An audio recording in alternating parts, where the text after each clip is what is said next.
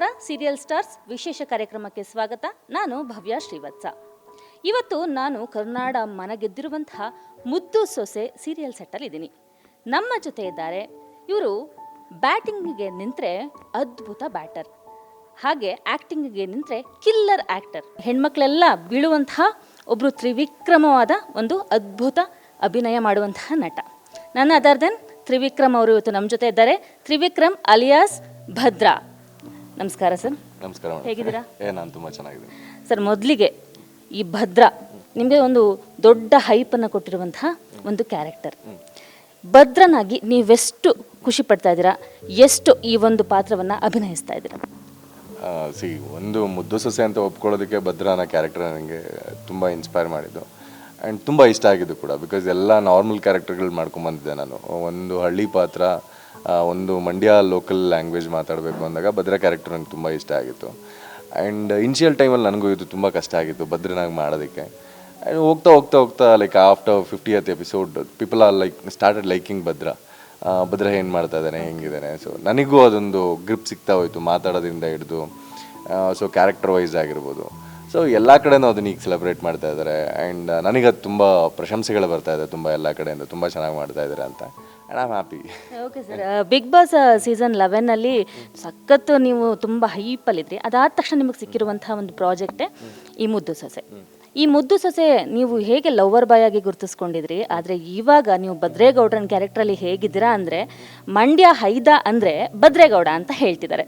So ನೀವು ಭದ್ರೇಗೌಡನಾಗಿ ವಿದ್ಯಾನ ಹೇಗೆ love ಮಾಡ್ತಿದ್ದೀರಾ, ಅದನ್ನು ಎಷ್ಟು ಫೀಲ್ ಮಾಡ್ತಾ ಇದ್ದೀರಾ?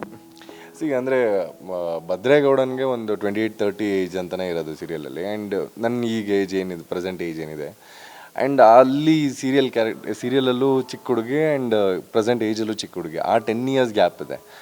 ಇಲ್ಲಿ ನನ್ನ ಏನು ಮೆಚುರಿಟಿ ಇದೆ ಅಂದರೆ ನನಗೆ ಒಂದು ಪ್ರೀತಿ ಅಂದರೆ ಏನು ಅಂತ ಗೊತ್ತಿದೆ, ಒಂದು ಆಚೆ ಪ್ರಪಂಚ ಏನು ಗೊತ್ತಿದೆ. ಅದನ್ನೆಲ್ಲ ನಾನು ಅವಳ ಹತ್ರ ತೊಗೊಂಡು ಹೇಳಿದ್ರೆ ಅರ್ಥ ಆಗಲ್ಲ ಅವಳಿಗೆ. ನಾನು ಸೀರಿಯಸ್ ಆಗಿ ಮಾತಾಡಿದ್ರೆ ಅವಳಿಗೆ ಅರ್ಥ ಆಗಲ್ಲ. So she is a kid. ನನಗಿಷ್ಟ ಆಗಿದ್ದಾಳೆ, ನನ್ನ ಮನಸ್ಸನ್ನ ಗೆದ್ದಿದ್ದಾಳೆ. ಸೊ ನಾನು ಅವಳ ಜೊತೆಗೆ ಇರಬೇಕಾಗಿದ್ದು ಅವಳು ಹೆಂಗೆ ಇಷ್ಟಪಡ್ತಾಳೆ ಅನ್ನೋದನ್ನ ಆ ಥರ ನಾನು ಇಷ್ಟಪಡಬೇಕಾಗತ್ತೆ. ಸೊ ಅವಳು ಏಜಿಗೆ ಇಳಿದು ಅವಳು ಆಡೋ ಥರ ಆಡೋಕ್ಕೆ ಸ್ಟಾರ್ಟ್ ಮಾಡಿದಾಗ ಸೊ ನನಗೆ ಸರ್ಪ್ರೈಸಿಂಗ್ಲಿ ನನಗೆ ಗೊತ್ತಿಲ್ಲದ ಒಂದು ಕ್ಯಾರೆಕ್ಟರ್ ಸಿಗ್ತಾ ಹೋಯಿತು. That cuteness comes out like very ಯುನೀಕ್ಲಿ. And ಆ ರೆಸ್ಪಾಂಡ್ ಮಾಡೋದಕ್ಕೇ ಅವಳು ಏನು ಮಾತಾಡ್ತಾಳೆ ಅದಕ್ಕೆ ರೆಸಿಪ್ರೊಕೇಟ್ ಮಾಡಿದ್ದಷ್ಟೇ. ಈಗ ಚಿಕ್ಕ ಮಕ್ಳನ್ನ ಮಾತಾಡ್ಸ್ಬೇಕಾದ್ರೆ ನಾವು ಟೋನ್ ಚೇಂಜ್ ಆಗುತ್ತಲ್ಲ, ಆ ಥರ ಚೇಂಜ್ ಆಗಿದ್ದು ಅಷ್ಟೇ. ನಾನೇನು ಎಕ್ಸ್ಟ್ರಾ ಎಫರ್ಟ್ ಹಾಕಕ್ಕೆ ಹೋಗಲಿಲ್ಲ. By the way it started looking good. So ನನಗೆ ಹಂಗೆ ಕನೆಕ್ಟ್ ಆಯ್ತಾ ಹೋಯ್ತು. ಚಿಕ್ಕ ಹುಡುಗಿ ಜೊತೆ ನೀವು ಪರ್ಸ್ನಲಿ ಈ ಒಂದು ಆ್ಯಕ್ಟಿಂಗ್ ಚಿಕ್ಕ ಹುಡುಗಿ ಜೊತೆ ಮಾಡಬೇಕು ಅಂದಾಗ ನಿಮ್ಗೆ ಭಯ ಆಯ್ತಾ, ಅಥವಾ ಯಾವ ಥರ ಫೀಲ್ ಆಯಿತು? ಅಂದರೆ ನನಗೆ ಇನಿಷಿಯಲಿ ನಾನು ತುಂಬ ಪ್ಯಾನಿಕ್ ಆಗಿದ್ದೆ. ನನ್ನ ಕಲರ್ಸ್ ಹತ್ರನೂ ಕೇಳಿದ್ದೆ ನಾನು ಇದನ್ನ, ಸರ್ ಹೆಂಗೆ ಸರ್ ಇದು ವರ್ಕೌಟ್ ಆಗುತ್ತಾ, ನಂದು ಇದು ಜೋಡಿ ನೋಡಿದ್ರು ಅಜಗಜಾಂತರ, ನೀವು 6 ಅಡಿ ಕಟ್ಔಟು, ಅವ್ರು ನೋಡಿದ್ರೆ 3 ಅಡಿ ಹೀರೋಯಿನು. ಸೊ ಹೆಂಗೆ ಇತ್ತು ಸರ್ ಎಕ್ಸ್ಪೀರಿಯನ್ಸ್? ನನಗೆ ಫಸ್ಟ್ ಡೇ ನಾನು ಸ್ವಲ್ಪ ಪ್ಯಾನಿಕ್ ಆಗಿದ್ದೆ. ಅಂದರೆ ಹೆಂಗೆ ರೆಸಿಪ್ರಿಕೇಟ್ ಮಾಡ್ತಾರೆ ಅಂತ ಗೊತ್ತಿಲ್ಲ. ಇನಿಷಿಯಲ್ ಡೇಸು ಅವ್ರದ್ದು ಇದು ಫಸ್ಟ್ ಲೀಡಾಗಿ ಅಂದರೆ ತೆಲುಗಲ್ಲಿ ಮಾಡಿದ್ರು ಕನ್ನಡದಲ್ಲಿ ಫಸ್ಟು ಇದು ಅಂತ ಇದ್ದಿದ್ದು. ಆಮೇಲೆ ನನ್ನ ಜೊತೆಗೆ ಸೆಟ್ ಆಗ್ತಾರೆ. ಬಿಕಾಸ್ ನಾನು 6.1 ಇದ್ದೀನಿ, ನನ್ನ ಹ್ಯೂಜ್ ಇದು ನನ್ನ ಚಿಕ್ಕ ಮಗು ಥರ ಇದ್ದಾರೆ. ಆಮೇಲೆ ಕಥೆಲೇ ಹಂಗೆ ಇರೋದು. ಬಿಕಾಸ್ ಅವಳು ಇನ್ನೂ ಆಗೇನೋ 10th ಎಕ್ಸಾಮ್ ಬರೀತಾಳೆ, PU ಎಕ್ಸಾಮ್ ಬರೀತಿರ್ತಾಳೆ ಅಂತ ಕಥೆಲೇ ಇರೋದ್ರಿಂದ ನಿನಗೆ ಅವಳನ್ನ ನೋಡಿ ಇಷ್ಟ ಆಗುತ್ತೆ. ಸೊ ಒಂದು ಮುಗ್ಧತೆ ಭದ್ರಂದ ಅದು ಹಂಗೆ ಇರೋದು. It is not about the Trivikram fame ಅಲ್ಲ, ಅಲ್ಲಿ ಭದ್ರನ್ ಕ್ಯಾರೆಕ್ಟರ್ ಅದು. ಅವನಿಗೆ 30 ಆಗುತ್ತೆ, ಅವಳು ನೋಡಿ ಇಷ್ಟಪಡ್ತೀಯ ಅಷ್ಟೇ. ಅವಳು ಸ್ಕೂಲ್ ಕಾಲೇಜ್ ನೀನು ಅದ್ರ ಬಗ್ಗೆ ಎಲ್ಲ ಗಮನನೇ ಕೊಡಲ್ಲ. ಅವಳು ಮುಗ್ಧತೆ ನಿಂಗೆ ಇಷ್ಟ ಆಗುತ್ತೆ, ಅದನ್ನು ತಂದು ಮನೇಲಿ ಹೇಳ್ತೀಯ. ಸೊ ಒಂದು ಹಳ್ಳಿ ಹುಡುಗಂಗೆ ಹಂಗೆ ಆಗುತ್ತೆ. ಎಜುಕೇಷನ್ ಇಲ್ಲ ನನಗೆ, ಒಂದು ತಂದೆ ಇದ್ದೇ ವೇದವಾಗ್ತೀಯ, ಅವಳು ನೋಡಿ ಇಷ್ಟ ಆಗುತ್ತೆ. ಸೊ ಅಲ್ಲಿಂದ ಲವ್ ಸ್ಟೋರಿ ಕಂಟಿನ್ಯೂ ಆಗುತ್ತೆ.